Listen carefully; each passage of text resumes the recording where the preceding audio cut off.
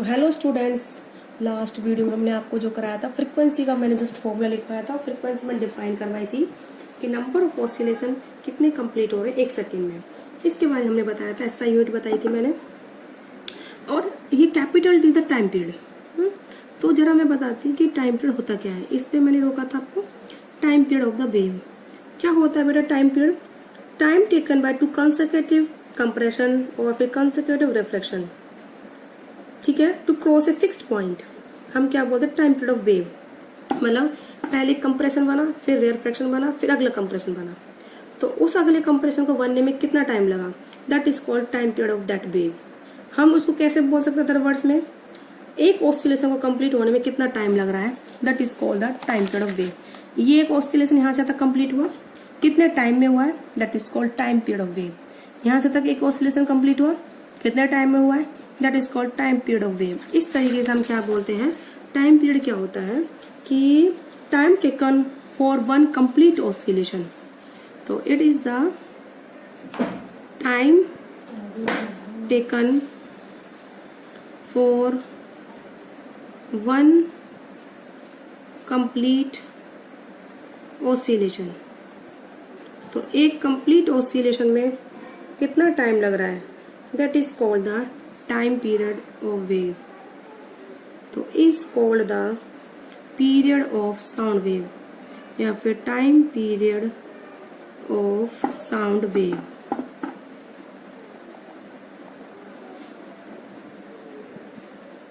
ठीक है, अब ये इसको हमने किससे डिनोट करा था? It is represented by symbol, it is represented by symbol capital T. ठीक है, कैपिटल टी से रिप्रेजेंट करते हैं। अब मैं आपको एक एग्जांपल देती हूँ आगे का टॉपिक पढ़ाने के लिए, पिच को पढ़ाने के लिए। मान लो एक वायलिन एक फ्लूट है। वायलिन जो वायलिन बजाता है, फ्लूट जो बांसुरी टाइप होते हैं ना फ्लूट, उसको दोनों को प्ले कराया गया सेम टाइम पर। तो ऑर्केस्ट्रा है, किसी ने प्ले कराया, सेम टाइम पर प्ले करें दोनों चीज, तो दोनों ही साउंड ट्रेवल करेंगे सेम मीडियम में। कोई पैसेंजर वो बैठे हैं सुनने वाले तो सेम मीडियम से ट्रेवल करेगी, तो एयर से ट्रेवल करके आएगी और किसी बंदे की कानों में आवाज पहुंचेगी। कोई भी पर्टिकुलर पर्सन है, हम मान के चल रहे हैं, तो एयर पर वो सेम टाइम में पहुंचेगी। बट जो साउंड है वो ट्रेवल करती है, सेम स्पीड से ट्रेवल करेगी दोनों की साउंड, और वो सेम टाइम में क्या हो रही है, हमारे ईयर्स पर पहुंच रही है, कानों तक। लेकिन जो हम साउंड रिसीव करेंगे, सुनेंगे जिसको, वो डिफरेंट होगी, डिफरेंट आवाज आएगी। मतलब उसकी जो धुन है अलग सुनाई देगी, उसकी धुन अलग अलग एहसास होगा। तो ये क्यों होता है? एक अलग कैरेक्टरिस्टिक होती है साउंड वेव की, जिसको हम बोलते हैं पिच। किसका फर्क होता है बेटा? वो पिच का फर्क होता है। पिच का, पिच क्या होती है? एक तरीके से हमारा ब्रेन जो है फ्रीक्वेंसी को इंटरप्ट जो कर रहा है, कैसे इंटरप्ट कर रहा है, उसको हम क्या बोलते हैं? Pitch. How the brain interpret the frequency of emitted sound. किस तरीके से वो इंटरप्रेट करता है साउंड की फ्रीक्वेंसी को जो एमिट हो रही है किसी भी सोर्स से, तो किस तरीके से इंटरप्रेट करता है हमारा ब्रेन, उसको हम क्या बोलते हैं बेटा? पिच बोलते हैं। ठीक है, तो अगर जो वाइब्रेशंस हैं वो फास्टर हैं तो उनकी फ्रीक्वेंसी हाई होगी, मतलब जल्दी जल्दी आ रहे हैं वाइब्रेशंस, 1 सेकंड में ज्यादा फ्रीक्वेंसी आएंगी, मतलब ज्यादा वेव्स कम होंगी कंप्लीट, तो उसकी फ्रीक्वेंसी हाई होगी। अगर फ्रीक्वेंसी हाई है तो पिच को हम क्या बोलेंगे बेटा? हाई पिच है। अगर नंबर ऑफ वेव्स जो आ रही हैं सोर्स ऑफ साउंड से 1 सेकंड में वो कम कंप्लीट हो रही है, तो उसकी फ्रीक्वेंसी क्या होगी बेटा? कम होगी। तो हम क्या बोलेंगे? फ्रीक्वेंसी कम है तो उस टाइम हम क्या बोलेंगे? उसकी पिच क्या है बेटा? लो है। तो इसको हम क्या बोलते हैं? Pitch. High the pitch then the number of compression क्या होंगे? High. If low the pitch then number of compression and rarefaction क्या होंगे? लो होंगे। ठीक है, तो number of compression and rarefaction से हमें क्या पता चलता है बेटा? पर यूनिट टाइम कितने कंप्लीट हो रहे हैं, तो उसको हम क्या बोलते हैं? पिच बोलते हैं। ठीक है बेटा, तो number of compression and rarefaction is called the pitch. तो अगर ऑब्जेक्ट डिफरेंट साइज की है और कंडीशन जो उनकी वाइब्रेशंस की है डिफरेंट फ्रीक्वेंसी की है, तो that is called the sounds of different pitch. ठीक है, तो अगर कोई ऑब्जेक्ट डिफरेंट डिफरेंट साइज की है, एक ही मतलब वो दोनों ही फ्लूइड है लेकिन उनका साइज डिफरेंट है, तो उनकी जो वाइब्रेशंस की फ्रीक्वेंसी वो डिफरेंट होगी, तो पिच भी अलग अलग आएगी। ऐसे ही कोई अगर वायलिन वाला है, दो वायलिन है, उनका साइज अलग अलग है, तो उनकी जो साउंड प्रोड्यूस होगी उनकी पिच भी अलग अलग होगी, तो थोड़ी हमें अलग अलग सुनाई देंगी। तो आई होप आपको ये बात समझ में आई होगी किस तरीके से हमने क्या है। तो इसको हम लिखते हैं पिच को।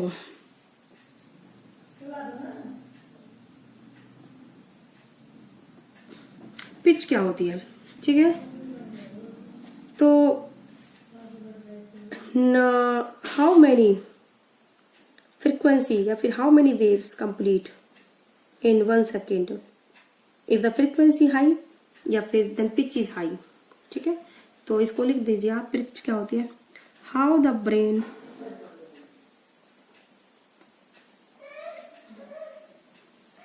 ठीक है, तो that is the how the brain interrupts, how the brain interpret the frequency, ठीक है, the frequency of emitted sound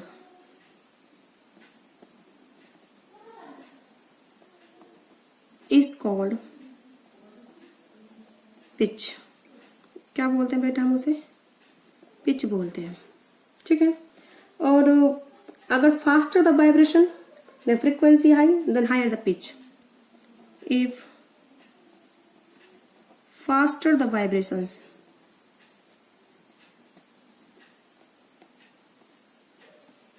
then frequency is high,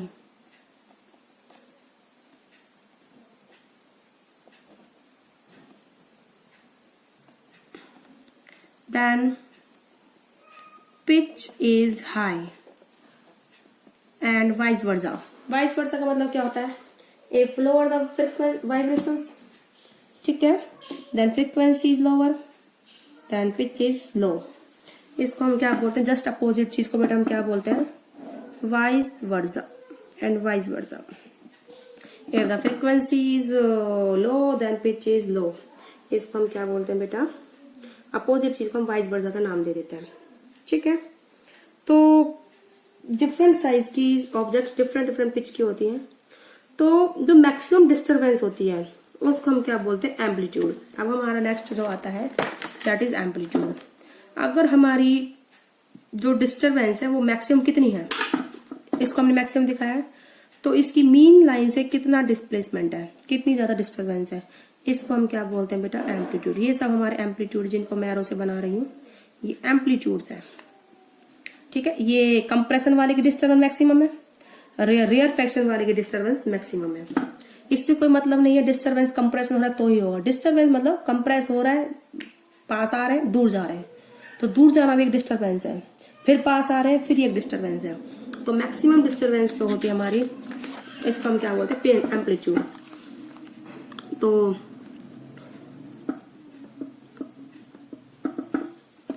अब हम स्टार्ट कराते हैं एम्पलीट्यूड। एम्पलीट्यूड क्या होता है बेटा अब आपका, तो magnitude of maximum disturbance from the mean value. तो the magnitude of maximum disturbance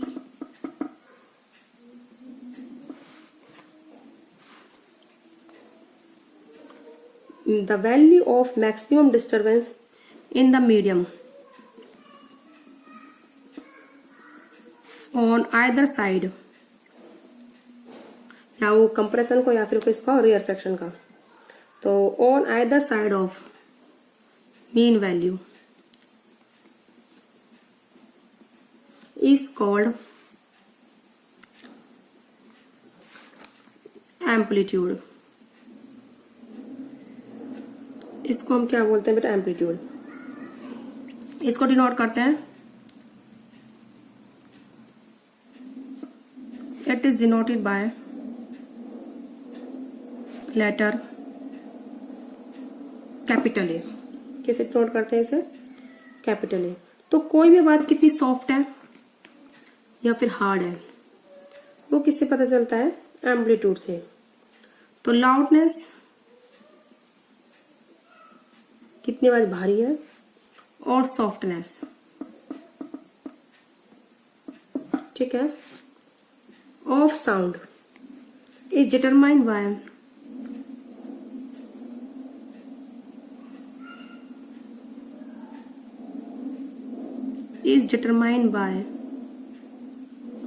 it's amplitude. किससे डिटरमाइन होती है बेटा? वो एम्पलीट्यूड से। तो यानी कि एम्पलीट्यूड हम ये भी बोल सकते हैं कि जो साउंड वेव है कितने फोर्स से उस ऑब्जेक्ट से निकल रही है। Means the amplitude of sound wave depend on the force with which object vibrate. कोई ऑब्जेक्ट कितने फोर्स से वाइब्रेट हो रही है उस पर डिपेंड करता है साउंड का। जैसे अगर आप किसी ऑब्जेक्ट को बहुत तेज हथौड़े से पीट रहे हो तो उसकी साउंड बहुत हार्ड निकलेगी। कैसे निकलेगी? हार्ड, क्योंकि आपने उस पर फोर्स ज्यादा लगाया है। जब उसके वाइब्रेशन निकल रहे हैं वेरी हाई फोर्स से निकल रहे हैं, और अगर लो फोर्स से निकालोगे, वाइब्रेशन धीरे से मारोगे तो आवाज सॉफ्ट निकलेगी, ठीक है। इसी तरह से ही एम्पलीट्यूड ये बताता है मतलब कि उसकी लाउडनेस कितनी है। ज्यादा एम्पलीट्यूड ज्यादा लाउडनेस, कम एम्पलीट्यूड तो कम लाउडनेस। और जो लाउडर साउंड होती है वो दूर तक ट्रेवल करते हैं क्योंकि वो ज्यादा एनर्जी है उसके पास, क्योंकि एनर्जी क्या होती है उसके पास? हाई होती है, तो ज्यादा दूर तक ट्रेवल करती है, ठीक है। तो आप इसको चाहे लिख लीजिए नोट बना के। तो इसको आप लिख लीजिए, the amplitude of sound, note number 1, number 2, the amplitude of sound, ठीक है, डिपेंड ऑन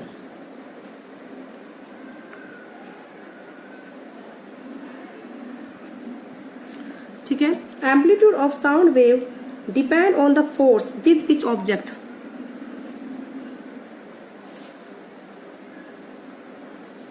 with which, ठीक है, with which object is made to vibrate।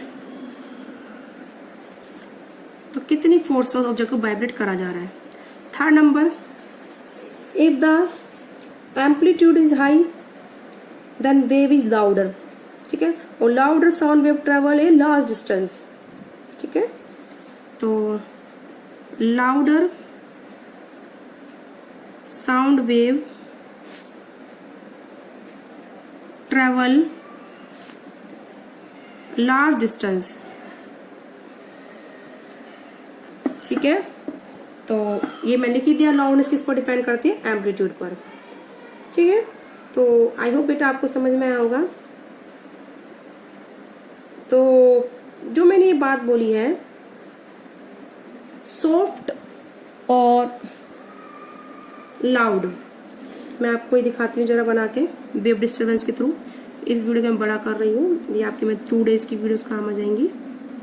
देखिए बेटा, ये वेव है, इसका एम्पलीट्यूड कम है, और ये दूसरी वेव है, इसका एम्पलीट्यूड हम बेटा ज्यादा बनाएंगे, ठीक है, क्लियर है। तो ये तो होगी बेटा सॉफ्ट साउंड, ठीक है, और ये वाली जो साउंड होगी लाउडर साउंड, ठीक है। कैसी होगी? Louder sound. तो ये क्या है? वेव डिस्टरबेंस इस डायरेक्शन में,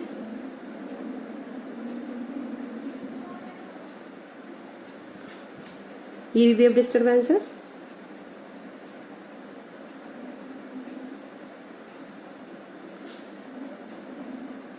ठीक है। ये टाइम है यहाँ पर,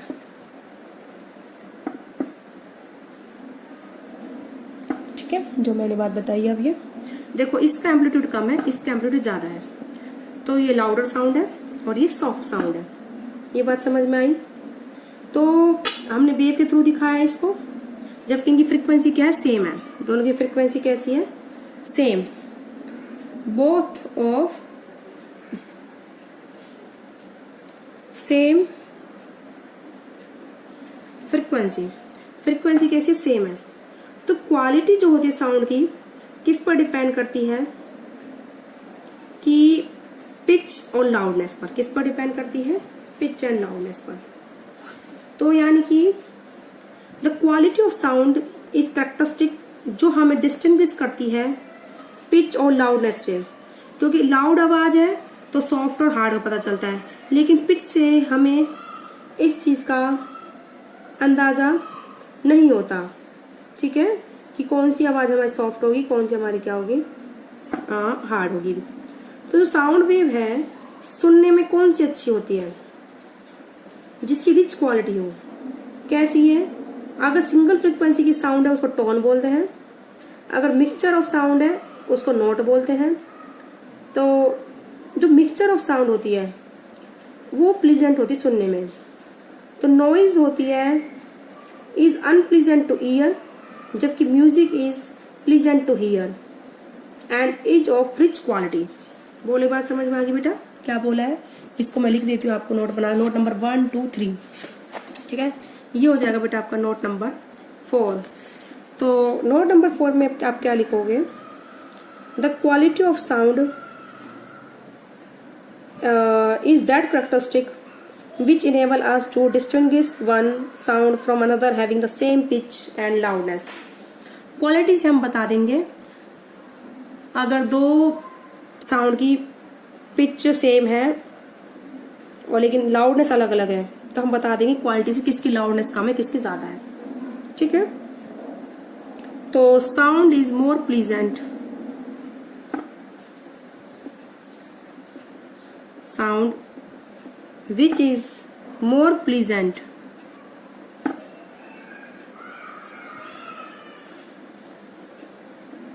ठीक है। तो उसको हम बोलते हैं रिच क्वालिटी की। तो वो कौन सी होती है? जो मिक्सचर ऑफ साउंड होता है, ठीक है।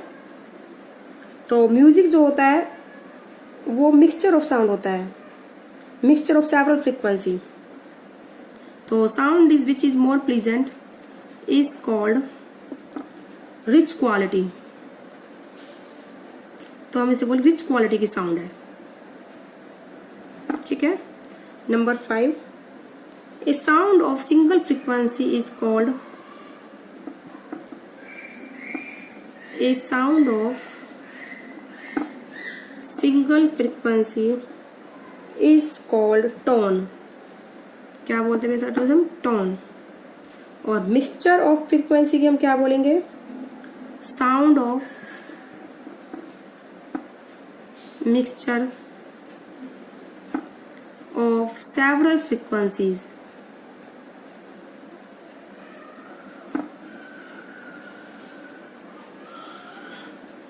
सेवरल फ्रीक्वेंसीज उसको हम क्या बोलते हैं? Note. Which is pleasant to listen, यानी कि सेवरल फ्रीक्वेंसीज की साउंड सुनने में क्या लगती है? अच्छी लगती है। Which is pleasant to listen, ठीक है। लिसन इस तरीके से हम बताएंगे, ठीक है। तो आई होप आपको समझ में आया होगा किस तरीके से हमने बताया है। नेक्स्ट वीडियो में हम आपकी इसको इस पे बेस्ड क्वेश्चन कराएंगे, ओके बेटा। स्पीड का और बता के आपको, फिर हम आपके इसको न्यूमेरिकल कराना स्टार्ट कराएंगे स्पीड के बारे में बता के। तो आज की वीडियो में बेटा इतना ही। कौन सी साउंड अच्छी होती, कौन सी नहीं होती। लाउडनेस ज़्यादा है तो साउंड अच्छी नहीं लगती सुनने में, और लाउडनेस कम है तो अच्छी लगती है साउंड सुनने में। ये आपको समझ में आ ही गया होगा। लाउडनेस पर डिपेंड करता है, और जबकि जो पिच है उससे पता नहीं चलता कि सॉफ्ट होगी या फिर कैसी होगी साउंड हमारी, ठीक है। वो चीज़ किससे पता चलती है? ओनली लाउडनेस से। तो आज की वीडियो में बेटा इतना ही, ओके। नेक्स्ट वीडियो में हम आपको बताएंगे वेलोसिटी के बारे में, फिर न्यूमेरिकल्स।